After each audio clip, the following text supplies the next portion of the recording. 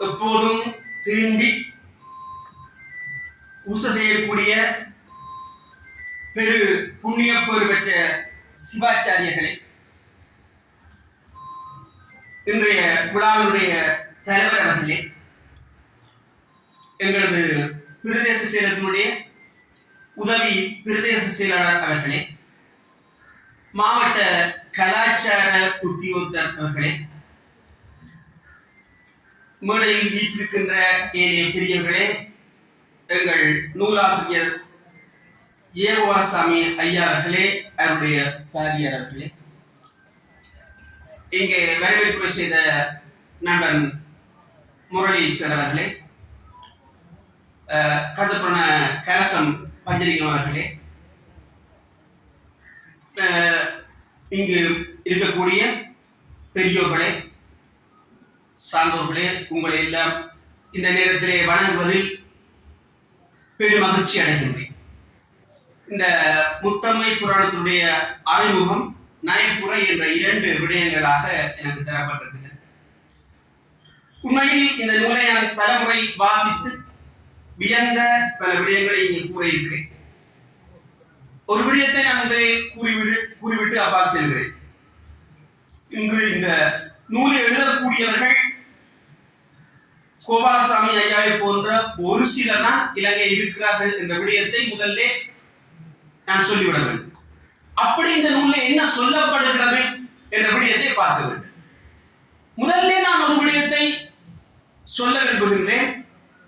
வல்லடுத்துறை முத்துமாரியம்மன் கோவிலுக்கும் இந்த முத்தம்மை புராணத்துக்கும் சம்பந்தம் இல்லை. இதை தயவு செய்து புரிந்து கொள்ளுங்கள். இந்த அடிப்படை கோணத்தை புரிந்து கொள்ளுங்கள். எங்கள் பதின் புராணத்தில முத்தம்மை பற்றி என்ன சொல்லப்படுகிறது, அதை துருவி துருவி யார் ஐந்திலே தொகுத்திருக்கிறார். அந்த முத்தம்மை இங்க இருக்கிறார். அவன் நாங்கள் எங்க பிளவுறோம் என்றா, 11 புராணத்தை கரைச்சு குடிச்சு முத்து முத்தாக தொகுத்த இந்த அற்புதங்களை எல்லாம் விட்டுவிட்டு மேடையில் சொல்லப்படும் இந்த நூலை குறைபாடு இருப்பதாக எந்த குறைபாடும் இல்லை. தவறான சொற்பிரயோகம் மிக தவறு. என்னென்ன புராணத்திலும் தொகுக்கப்பட்டது ஆதாரத்தோடு சொல்லப்பட்டிருக்கிறது. பார்க்கின்ற கல்விக முக்கியம். இதிலே பகுதி 1 பகுதி 2 சொல்லப்பட்டிருக்கிறது. தெளிவாக சொல்லுவேன். நான் பல முறை வாசித்திருக்கிறேன். புராணங்களுக்கு பரிச்சயமான, அதனால என்னை அழைத்திருக்கிறார். இதிலே பகுதி 1 பகுதி 2 சொல்லப்பட்டிருக்கிறது. இங்கே முத்தம்மை புராணம் என்ற விடயம் சொல்லப்பட்டிருக்கிறது.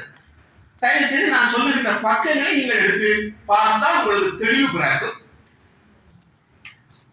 பிறகு நான் அதை பற்றி விரிவாக சொல்லுவோம். ஆனா என்ற பக்கத்தை எடுக்க தயவு செய்து எல்லாரும் ஆனா என்ற பக்கத்தை எடுக்க வேண்டும். ஆனா ஆனா அதுல ஆனாண்ட பக்கத்தை எடுக்க வேண்டும். சொல்ற புராணமதை நிலகாணிகள் முதலில் இருந்து முற்றும் வரை தொகுத்து எழுதினேன். ஆனா பொதுல 3வது காப்பில வருது. ஒன்று நான் புதுசா எழுத இல்லை, இதை விளங்கி கொள்வோம். ஒன்று நான் புதுசா எழுத இல்லை, முதலில் இருந்து முற்றும் வரை தொகுத்து முன்னின்று காப்பார் தொகுத்து எழுதினேன். இது முதல் விடயம். எங்கிருந்து தொகுக்கப்பட்டது என்பதை ஆனால் அடுத்த பகுதியில் பாருங்க. விநாயகர் புராணத்திலிருந்து எடுத்திருக்கிற ஆதாரம் போட்டிருக்கிற சிவபுராணம், சிவரகசிய புராணம், உபதேச காண்டம், அதான் அதுல வந்தது. காஞ்சி புராணம் பல இடத்துல கையாளப்பட்டிருக்கிறது. வெளிச்சம் குறைவாக இருக்கிறது கண். அப்படி பல விடயங்களில் இந்த புராணம் சொல்லப்பட்ட புராணங்கள் லைட் போட்டால் யோசனை இருக்கும். வயசு 40 கடந்த வழியா கொஞ்சம் சரி கண்ணாடி பாவிக்கிறது. நான் இதுல வெளிச்சம் கொண்ட சரி. அப்ப இந்த புராணங்களிலிருந்து சற்றேனும் பிசகாமல் எழுதியிருக்கிறேன் என்று சொல்லியிருக்கிறேன். இதை நாங்கள் எடுத்துக்கொள்ளவும். அடுத்தது ஆனா பௌதிக்கு வேறுங்கோ. இந்த நான் இந்த உத்தம புராணத்தை எழுதக்கூடிய காரணம் என்ன என்று அவர் சொல்லுகிறார். ஆனா பகுதியில முதல் பந்தியில அரியதொரு மாந்தப்புறவை பெற்றும் தேடுவதற்கரிய செல்லுமாகி திருவருளை பெற்றுய நினைப்பதோ மனம். இது ஒரு மனம் எங்களுக்குள்ள.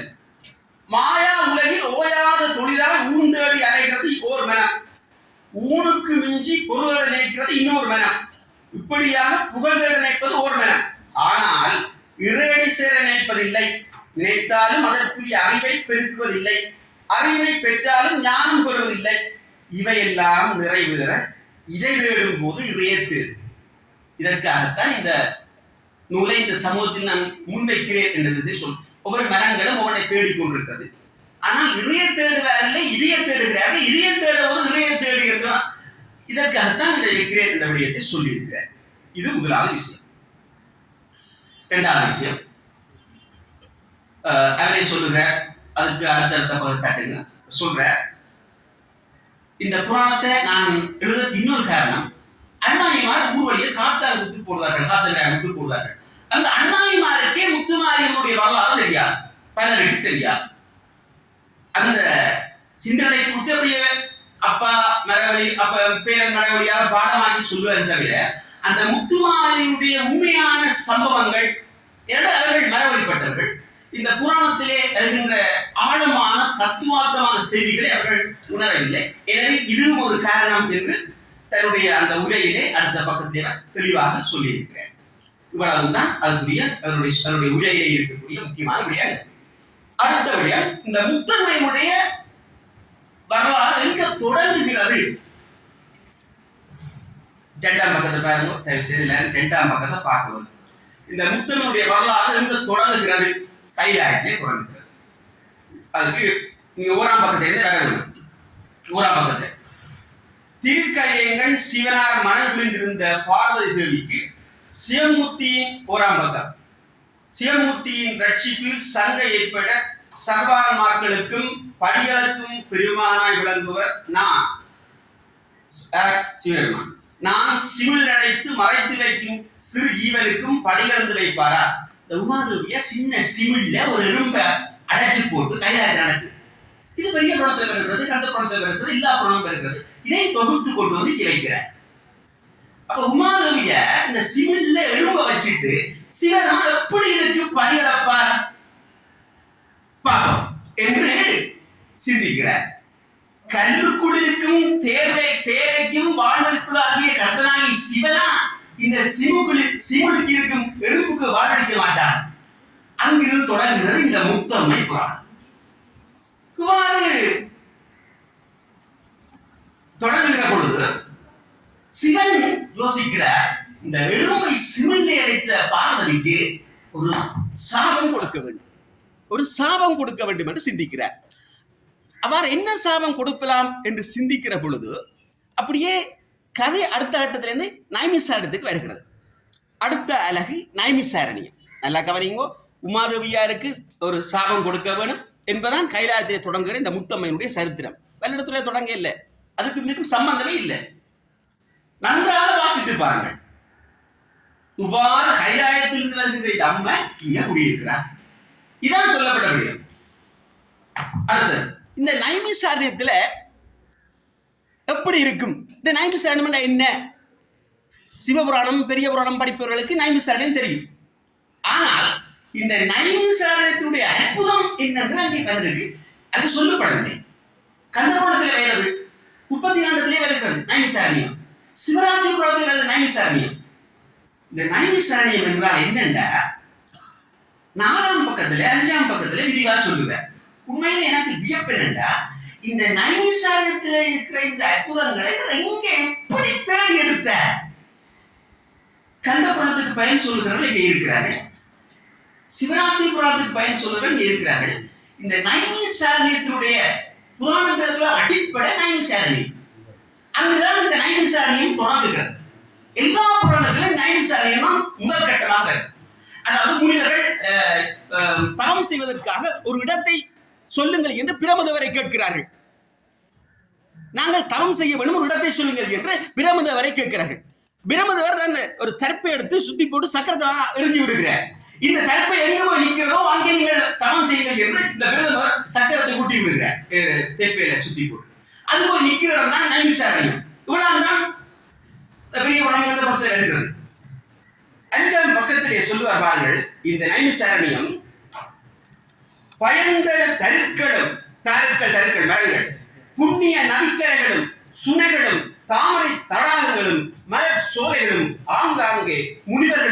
யாகசாலைகளும் பாகசாலைகளும் நிறைந்திருக்கும் சொல்லிக் கொண்டு போறேன். சொல்லுகிற விதம் அவருடைய மொழி நடைமுறை கச்சிதமாக இருக்கிறது. இவற்றை எங்கு தேடி எடுத்தார், அதை தொகுத்தார். இது நைமிசாரண்யம். அடுத்தது இந்த அடுத்த மூன்றாவது அழகாக சொல்வது இந்த ஆதிரையுடைய அவதாரம். இந்த ஆதிரை யார்?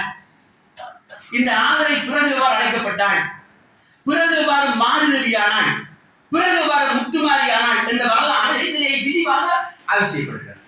முதல் பேர் அவளுக்கு ஆதிரை வருகிறது.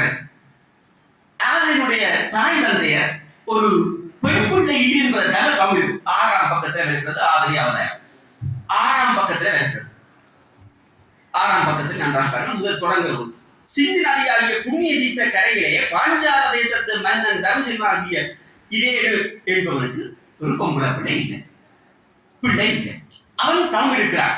சிவபெருமான் கைகாலத்தில் நடக்கிற சங்கதி புராணங்களை தேடி தேடி ஒரு புராணத்திலே இல்லை, ஒரு புராணம் பல புராணங்கள் 11 புராணத்திலும் இந்த முத்துமாரி நகரை ஆங்காங்கே சிதறி கிடக்கின்றன. ஒவ்வொரு புராணமும் எடுத்தெடுத்து எங்களுக்கு ஒரு வெட்டுமுக தோற்றமாக கையில் தந்திருக்கிறார். முத்துமாரி கதை அப்படியே வருகிறது தொடக்கத்திலிருந்து. அப்ப இந்த ஆதினுடைய அப்பா இதேன்னு தவம் இருக்கிறார். தவம் இருக்கிற பொழுது எனக்கு சிவபெருமான உன்னுடைய மனைவி எனக்கு மகளாக வர வேண்டும். இந்த சங்கதி நடக்கிற பொழுது இமயமலை அரசன் இமவானும் தவம் இருக்கிறான். அவன் என்ன தவம் இருக்கிறான்? எனக்கு மாதவியார் மகளாக வர வேண்டும்.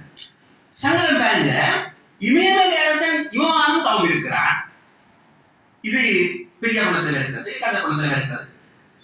அதோட இந்த பாஞ்சால நாட்டு அரசன் தனுசில்வாகி இதேனும் தவம் இருக்கிறான். அப்ப ஒரே நேரத்தில் இந்த உமாதேவியை போய் பிறக்க முடியாது. அங்கதான் சிவபெருமான் ஒரு விளையாட்டை காண்பிக்கிறார். என்னன்னா, உமாதேவியா இமயமலை அரசனுக்கு மகளாக போய் பிறக்கட்டும். இந்த நவசக்தி இருக்கு, அந்த நவசக்திகளில் ஒருவர் இந்த இதேனி என்ற மன்னனுக்கு மகளாக பிறக்கட்டும். அப்படி நவசக்திகளில் ஒருவரை இருக்கிறார். இப்படித்தான் வரலாறு அங்கிருந்து தொடங்குகிறது. இவ்வாறு வரலாறு தொடங்கி வருகிற பொழுது இந்த ஆதிரை கற்புள்ளவளாக, வில்வித்தை மல்வித்தை எல்லாம் சிறந்தவளாக, பெண்களுக்குள்ளே மேம்பட்டவராக, ஒழுங்கு கற்பு போன்றவற்றிலே மிகுந்த ஒரு ஆற்றல் வாய்ந்தவராக விளங்கி வருகிறார். இப்படி வருகிற பொழுது அவருக்கு திருமணம் நடைபெறுகிறது.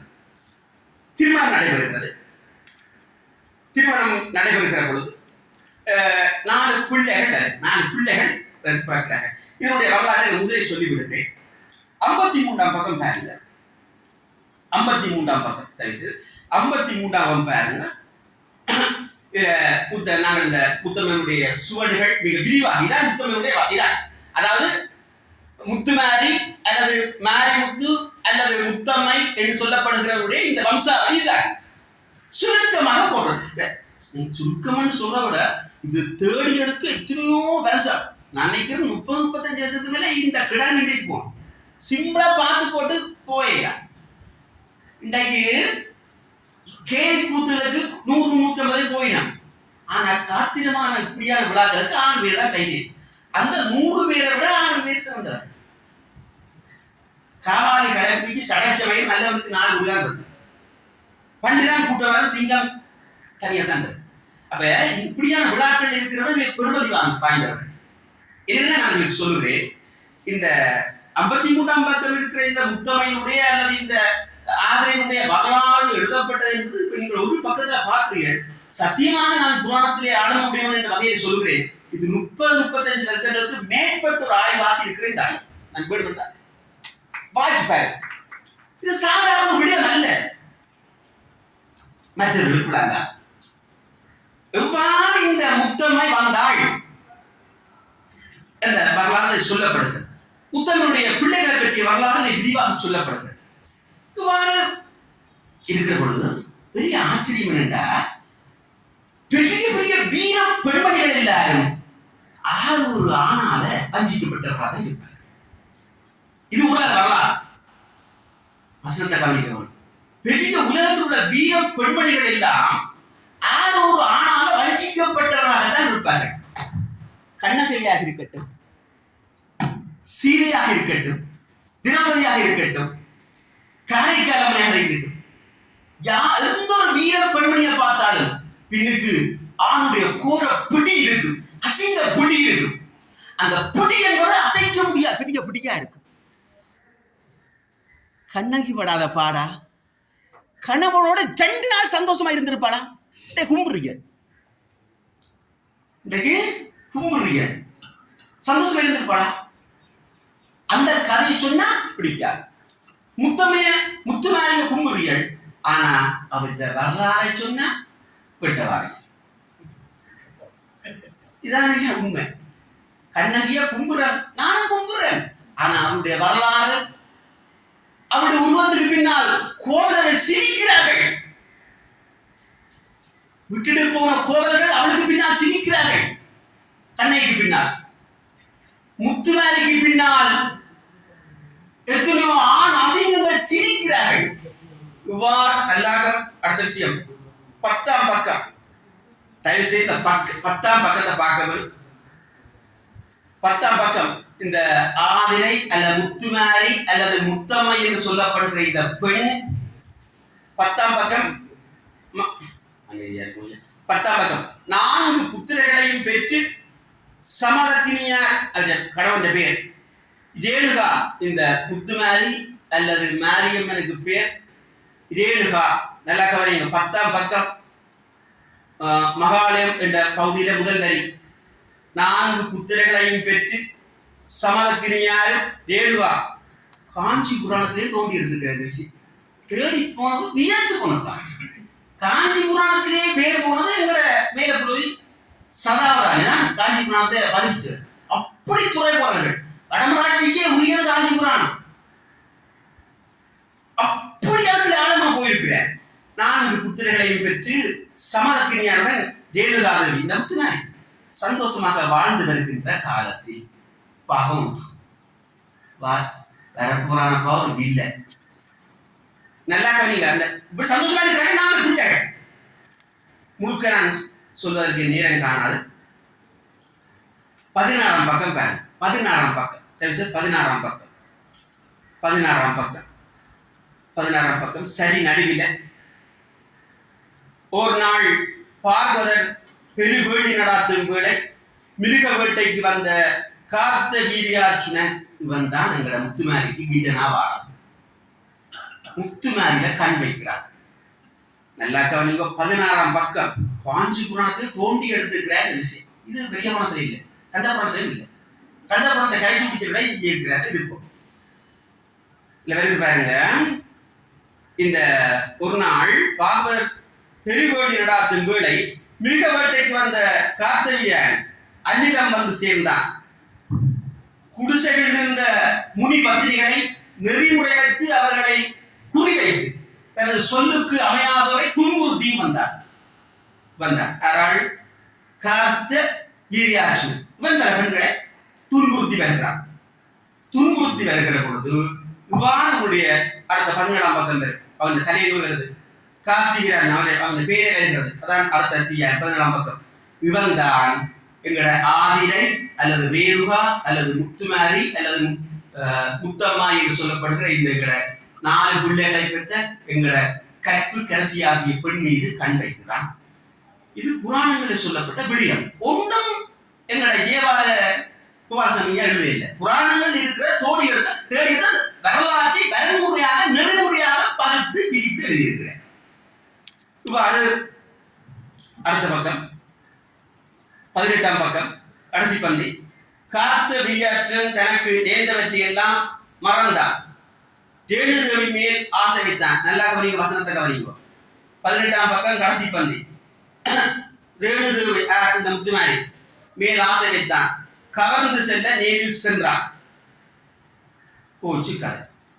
இதுலதான் பிரச்சனை. பிரச்சனை வந்தா இந்த முத்துமாரி இந்த ரேணுகா அப்பாவுக்கு பேர் இரேணுகா. இது முத்துமாரியா இல்லை, மாரி முத்தா இல்லை. அப்பாவுக்கு பேர் இரேணுகா. இந்த இரேணுகா நேரத்தை தயவு செய்து நான் உணர்ச்சி வசப்பட்டு கதையை சொல்லிக் கொண்டிருக்கிற போது நேரம் முடிந்து விட்டால் தயவுசெய்து எனக்கு அறிவித்தால் நான் உடனே பார்க்கிறேன். என்றால் இந்த சபையை பயன்படுத்திக் கொள்ள வேண்டும். உண்மையிலே இந்த புத்தகம் என்ன சொல்கிறது என்பதை சொல்வதற்காகத்தான் நான் வந்திருக்கிறேன். அப்ப இந்த ரேணுகா இருக்கிற பொழுது இந்த ரேணுகாவுக்கு இந்த இவன் மீது விருப்பம் இல்லை. அது கற்புக்கரசி. உண்மையிலேயே அவள் ஒரு பதிவிரதை. கணவனை தவிர இன்னொரு பெண்ணை எடுத்து பார்க்க மாட்டான். ஆனால் இன்னும் தெரியல அப்படிப்பட்டவர்களையும் சில இப்படிப்பட்டவர்களை இந்த கார்த்தவிரியாட்சியன் போன்றவர்கள் வசப்படுத்தி விடக்கூடிய வல்லமை கடவுள் கொடுத்திருக்கிறார். ஆனால் இவளோ வசப்படவில்லை. வசப்படவில்லை. அடுத்த கட்டம் என்ன? கணவனை கொள்வது.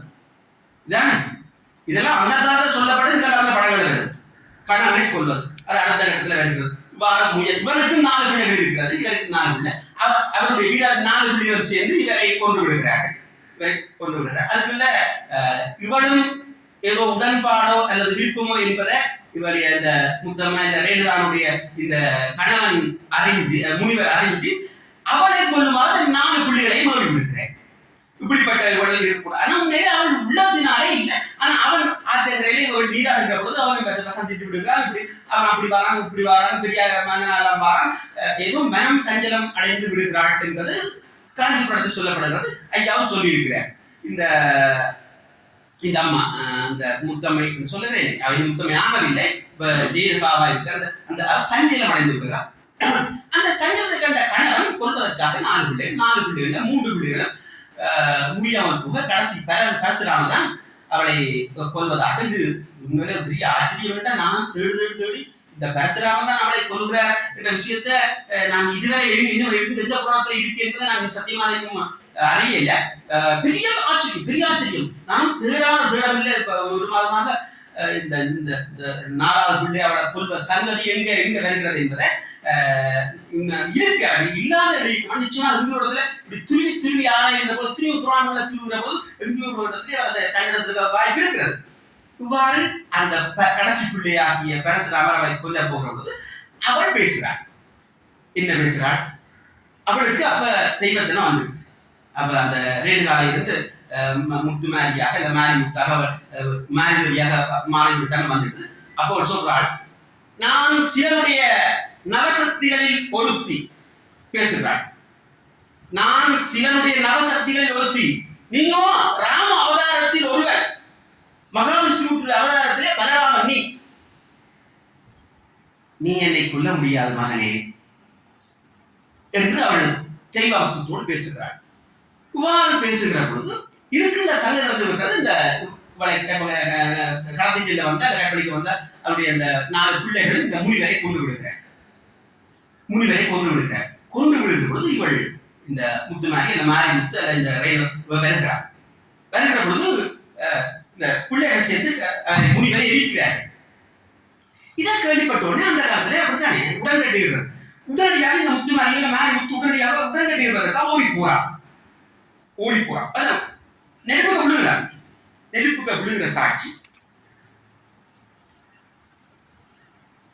25ஆம் பக்கம் அல்ல 26ஆம் பக்கம் வருகிறது. 26ஆம் பக்கம் பாருங்க. 26ஆம் பக்கம் 26 அதை பார்த்தா உங்களுக்கு விளங்கும். 26ஆம் பக்கம் இந்த பாட்டு ராமன் கலராமனா ராமன்ல பலராமன் கடைசி பிள்ளை பரசுராமன் தந்தையின் சடலத்தை தூக்கி சென்ற பாதை வழி சென்று மயானத்தை அடைந்த ராமனையும் அங்கே கண்டினர். மயான மத்தியில் ஐவகை வேள்வியும் வருகிறது. அடுத்த வகையில் வருகிறது. உடனடியாக இவள் என்ன செய்கிறாள்? உடன்கட்டை ஏறி அதில் அமர்ந்தும் தீ பிடிக்கவில்லை. இந்த முத்துமாரி அந்த மாதிரி முத்து உடன்கட்டை ஏறுகிறாள். ஆனா தீ பிடிக்கல. அந்த முதல் பந்திலே வருகிறது. எனினும் உலர்ந்த உடை தீக்கிரையாகியது. முகத்திலும் மேனிலும் சிறு சிறு கொப்புளங்கள் மட்டும் ஏற்பட்டன. இவ்வாறு கணவன் இறந்தவுடன் உடன்கட்டை ஏறுகிறாள். ஆனா இந்த முத்துமாரி அந்த மாரிதேவிக்கு சாதனையில அக்கினி தீண்டையில இரண்டாவது அந்த நவசக்திகளில் ஒருத்தியாக அவதாரம் செய்து அந்த குறிக்கோளை மறந்து திருமணம் செய்து பிள்ளையோடு இருந்தவளுக்கு இப்பதான் அவளுக்கு தெய்வ உணர்வு வந்து கொண்டிருக்கிறது. இவ்வாறு வருகிற பொழுது அவள் எரிந்து கொள்ளவில்லை. அதனுடைய அந்த மாரிமுத்தினுடைய அந்த மாரிதனுடைய தோற்றம் அதிலே அவள் உடன்கட்டை கடவுள் உடன்கட்டை ஏறிய அந்த முனிவர் தான் கணவன். அது உடன்கட்டை ஏறியவுடன் அவளுக்கு அந்த ஞானம் வந்து விடுகிறது. இவ்வாறு வரலாறு சொல்லப்படுகிறது. இவ்வாறு அவள் அந்த ஞானம் வந்தோம்னா பல இடங்களுக்கு போறாள், பல ஆலயங்களுக்கு போறாள். கடைசியாக அதில் நிறைய விஷயங்கள் இருக்கிறது சொல்வதற்கு எனக்கு நேரங்காது. கடைசியாக 39 பக்கம் பாருங்க, நேரடியாக அவள் சிவபெருமானுடன் பேசுவதாக ஒரு கட்டம் இருக்கிறது. அதுல சிவர் 39 பக்கம் 2வது பந்தியில, நீ என் தேவியின் நவசக்திகளில் ஒன்றாய் அம்சமாய் விளங்கிய வேளை பாமர மக்களுக்கு உதவோ. இந்த முத்துமாரி எதற்காக நான் படைத்தேன் சிவராம் சொல்லுகிறேன்.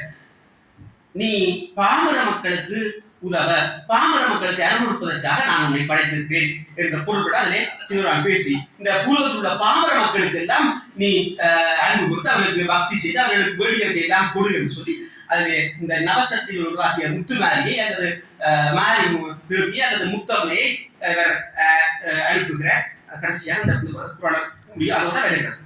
இறுதியாக 47 பக்கத்துல அவள் விரிவாக கேட்கிறாள், அது வேறமாக கேட்கிறாள். 47 பக்கத்துல பாருங்க, அது நீங்கள் முழுக்க சொல்வதற்கு நேரங்கானது. 47 பக்கத்துல முதல் வரியிலிருந்து அப்படியே கடைசி ரெண்டு பார்த்துருப்பாங்க. அது அந்த கந்த புராணம் சொல்லுகின்ற விடயத்தை அல்லது பெரிய புராணத்துக்கு அந்த விஷயம் வருகிறது. ஏன்னா திருவாய் மலர நிம்மல மூர்த்தியே சொல்றாள், திருக்கைலாயத்தின் கண்ணே நாம் உனக்கு அருள் செய்த வரத்திற்கமைய சாமர்த்தியமாய் இங்கு வழிபடு தெய்வமாய் எழுந்தருளி பாமர மக்களின் குறைகளை நிவர்த்தி செய்து தீயோரையும் தீய குணமுள்ளோரையும் முத்தறிந்து விளையாடல் செய்து அவர்களை வருத்தி திருத்தி நவியோராய் காத்துள்ள வரந்தர வேண்டும் என்றும் உன்னை மறவாது அரிதனமும் நீ நீக்க நின்றவுடன் பூசைக்குரிய வரவுள்ள வேண்டும் என்றும் மொழிய சிவனாரன் முத்தமையே முதலின் நவசக்தியில் ஒருத்தியாய் நீ வைகிய போது சிற்றி உயிராகிய சிறு எறும்பை சிறு சிமிழில் அடைத்த ஒரு நாள் ஒரு பொழுது வைத்த பாவம் நீங்க நீ பெற்ற பிறவி துன்பம் நீங்கி மாதேவியாய் கிராம தேவதையாகி மாறி முத்தமையாய் நீ முன் வேண்டியது போல் பாவ மக்களுக்குள் தெய்வமாகவும் வேண்டியவர்கள் சிவம் தெய்வமாகவும் வழிபெற்று மூவினாய் நீ என்னை அணிந்ததும் பூசையது அர்ச்சிக்க ஒரு நந்தனத்தை இப்படி சிவமா கரம் கொடுப்பதாக. இதுதான் சொல்லப்படும். இதெல்லாம் கேட்கிறேன். இதுவே இந்த முத்தமை வரலாறு எங்கே இந்த வலியுறுத்தலை வருகிறது அல்லது குறைபாடு எங்கே வருகிறது என்று நான் கேட்கிறேன். என்னென்றால் நாங்கள் நினைப்பதை நீங்கள் எழுத வேண்டும் என்று ஒரு எழுத்தாளரை நாங்கள் நினைத்தது இல்லை என்பதற்காக சில வேளையில சம்பந்தப்பட்டவர்கள் இந்த நூலை ஏற்றுக்கொள்ளாமல் இருந்திருக்கலாம், சில வேளை இந்த நூலை அவர்கள் வெளியிட விருப்பம் இல்லாமல் இருந்திருக்கலாம், சில வேளை நூலாசிரியர்களுக்கு காழ்ப்புணர்ச்சி இருந்திருக்கலாம், சில வேளை இப்படியான ஏதோ ஒரு பேச்சு. ஆனா நூல் குறைபாடு உடையது என்ற அந்த தாற்பயத்தை நாங்கள் மிக தயார் செய்வோம். என்னென்றால் இந்த கொத்தமங்கலம் சுப்பு கூட தெரியும், இல்ல பெரியவர்களுக்கு தெரியும், சின்ன தெரியாது. கொத்தமங்கலம் சுப்பு என்று சொல்லி தில்லானா மோகனாம்பாள் பழையாருக்கு தெரியும். தில்லானா மோகனாம்பாள் அவர் என்ன ரிலீஸ் செய்தார், பெரிய எழுத்தாளர். அதான் தில்லானா மோகனாம்பாள் ஒரு முறை ரிலீஸ் செய்திருக்கிற பொழுது மெட்ராஸ் சென்னையில செய்த பொழுது அந்த மகாத்மா காந்தி தான் அவர் செய்யற ரிலீஸ் அந்த மாதிரி செய்யறேன். அப்போ ஒரு முறை ரிலீஸ் செய்த பொழுது மகாத்மா காந்தி அப்படி அந்த இப்படிதான் சுட்டார், செத்து போன மகாத்மா காந்திக்கு செத்து போன சாயில மகாத்மா ஒரு பாட்டு பாடுவார். இந்த புத்தகம் சுட்டு பாட்டு பாடி அழுக. ஆனா அன்றைக்கு அழு அப்படியே அருமத்தி அழு கொண்டே இருக்கிற பாட்டு பாடி பக்கவாத்தியக்காரர்கள் எல்லாரும் வடமையா செய்யறவங்க அழுகிறாரே என்று எல்லாம் முடிஞ்சு அந்த விழா நடத்தியவர் வந்து கேட்டார், கொத்தமங்கலம் சுப்பு ஐயா அவர்களே, நீங்கள் வடமைக்கு மாறாக இன்றைக்கு உணர்ச்சி வசப்பட்ட அழுதிகள் என்ன காரணம் என்று. அதுக்கு தில்லானா மோகனாம்பாள் கொத்தமங்கலம் சுப்பு சொன்னார், நான் மகாத்மா காந்தி என்ற புத்தகத்தை எழுதினேன், இவ்வளவு காலம் ரிலீஸ் செய்த எனக்கு அழுகவே இல்லை. போன வருஷம் மகாத்மா காந்தி இந்த புத்தகத்தை எழுதினேன், அதுல 10 புத்தகம் விட்டது, மிச்சம் 900 புத்தகம் வீட்டட மனசு பேச்சாத நான் இல்லை. இந்த காசு முழுக்காக போச்சு, முழுக்காசும் போச்சு. இத்தது 10 புத்தகம் தான். அதை நினைச்சேன் அழுக வந்துட்டேன், அதை நினைச்சேன் அழுக வந்துட்டு இருந்தேன். இன்றைக்குள்ள எழுத்தாளர்கள் அத்தனை பேரும் அதான் கேள்வி, அதான் நிலை. என்னத்துக்காக நாங்கள் புத்தகம் எழுதுவது என்றால் வாசிப்பவர்கள் இல்லை, நேசிப்பவர்கள் இல்லை, வாசிப்பை சுவாசிப்பவர்கள் இல்லாமல் போய்விட்டார். இதான் வேதனைக்குரியது. தொலைபேசிக்குள்ளும் போனுக்குள்ளும் நாங்கள் மறந்து மெய்மறந்து இருக்கோம்.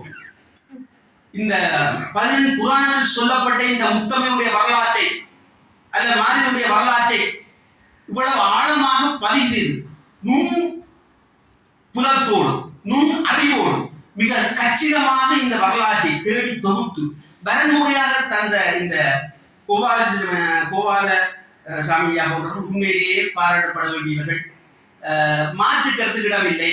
நான் முதல் சொன்னதை போல இவரை போல இலங்கை எண்ணினா ஒரு இந்த விரல் போதும் அப்படிப்பட்ட ஆழமான மேலோட்டமாக இருக்கின்றார்கள். ஆழமான இந்த வரலாற்றை அவரை போல சொல்லக்கூடியவர்கள் வேறு யாரும் இல்லை என்பதை நான் உறுதியாக நான் சொல்ல முடியும். இதுதான் உண்மை.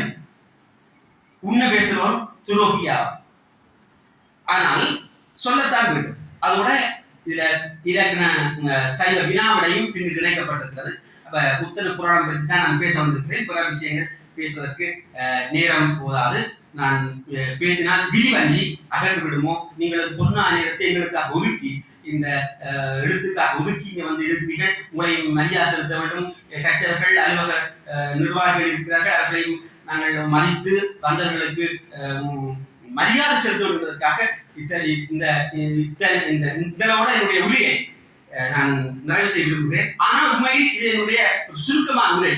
விரிவாக பேச வேண்டும் என்று சொன்னால் எனக்கு தான் தெரியும் எங்கெங்கிருந்து தொகுக்கப்பட்டது, எடுக்கப்பட்டது, எவ்வளவு ஆழமாக எடுக்கப்பட்டிருக்கிறது, அத்தனைக்கும் ஆதாரம் இருக்கிறது. பாட்டு போட்டிருக்க பாட்டில் இலக்கமும் போடப்பட்டிருக்கிறது. அன்றாக காஞ்சிபுரத்தில் எத்தனாவது பாட்டு, சூடாமணி நிகழ்நில அது கூட எத்தனாவது பாட்டு என்று போட்டிருக்கிறது, ஆதாரம் போடப்பட்டிருக்கிறது. ஆதாரத்தோடு தான் எழுதப்பட்டிருக்கிறது. இப்படிப்பட்ட இந்த புராணங்கள் சொல்லப்பட்ட முத்தம்மை மாரியம்மன் எங்கள் தர்மத்தில் வந்து குடியிருக்கிறார் என்பதான் சொன்ன விஷயம். சில வேளையில சொன்ன ஒரு ரெண்டு சொல் எங்களுக்கு சுட்டிருக்கலாம். நான் இல்லைன்னு சொல்லி ஒரு சொல் ரெண்டு சொல் எங்களை தாக்கி இருக்கலாம். சொல்ல வந்த சில இடங்களில் ஒரு சொல் ஒரு சில வேளையில் இருக்கலாம். அது நான் மறந்து தெரிவிக்கல. ஒரு சொல்லுக்காக ஒரு புத்தகத்தை நாங்கள் இடம் செய்யக்கூடாது. ஒரு சொல் சில வேளையில டேஷ் என்று கூறிக்கொள்ளும். அப்படி சரி. எனவே அன்புடையோட அருமையான புத்தகம், நல்ல சந்தர்ப்பம், எனக்கு வாய்ப்பு கிடைத்ததாக நான் நன்றி கூறி உங்களோட விடைபெற்றுக் கொள்கிறேன். நன்றி, வணக்கம்.